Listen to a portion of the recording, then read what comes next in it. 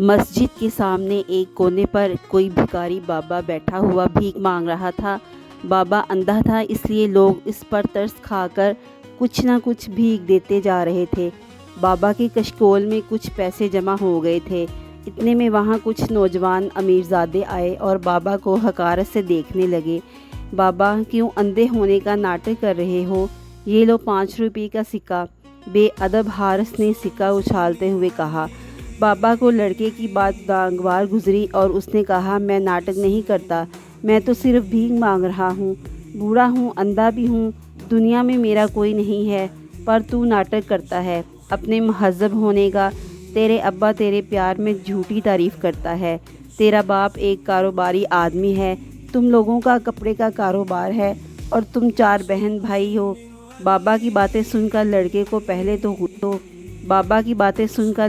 پہلے تو غصہ آیا، مگر نہ جانے بابا کی زبان میں ایسی کیا تاثیر تھی کہ لڑکا کچھ نہ کر سکا، کیونکہ لڑکا جانتا تھا کہ بابا کا ایک ایک لفظ سچ تھا۔ یہ بابا تو کوئی بڑا بزرگ لگتا ہے جو ہمارے بارے میں اتنا کچھ جانتا ہے، حارث نے سوچا۔ اتنے میں دوسرے لڑکے نے کہا، بابا زیادہ باتیں نہ کرو، جاؤ بھیک مانگو۔ تو چپ کر جا لڑکے، اور بہتر ہے کہ یہاں سے چلا جا، ورنہ کہیں کا نہیں رہے گا۔ میں جانتا ہوں کہ تیرا باپ ملک سے باہر ہے اور تجھ پر باہر کی کمائی کا نشہ ہے، بابا نے کہا۔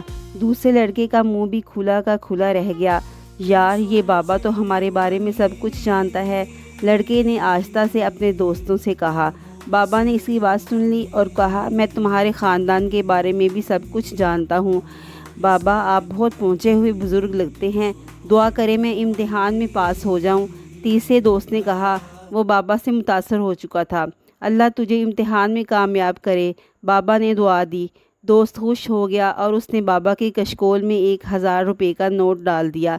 تو نے ہمیں خوش کیا ہے، اللہ تجھے خوش کرے گا بیٹا، لیکن تیرے دوستوں نے ہمیں ناراض کیا ہے۔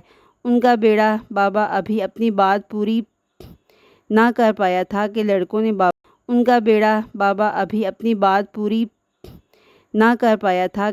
نے بابا سے معافی مانگی اور 1000 کے نوٹ اس کے کشکول میں ڈال دیے۔ بابا، ہم سب کو معاف کرنا، ہم نے آپ کو پہچاننے میں غلطی کی۔ جاؤ، تم کو معاف کیا، بابا نے کہا اور آنکھیں بند کر لیں۔ لڑکے وہاں سے چلے گئے۔ تھوڑی دیر بعد بابا کے پاس ایک کار آ کر رکی۔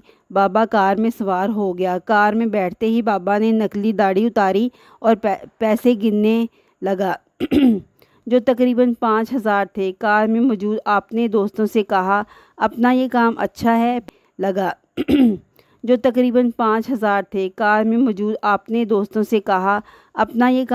ہے، پہلے لوگوں کے بارے میں معلومات حاصل کرو، پھر ان کو سب بتا کر متاثر کرو۔ وہ سمجھتے ہیں کہ ہم پہنچے ہوئے بابا ہیں اور ہمیں سب علم ہے، اس طرح اپنی مٹھی میں آ جاتے ہیں۔ تھوڑی محنت زیادہ ہے مگر آمدنی اچھی ہو جاتی ہے۔ کار میں موجود تمام نقلی بابے یہ سن کر ہنسنے لگے۔ استغفر اللہ۔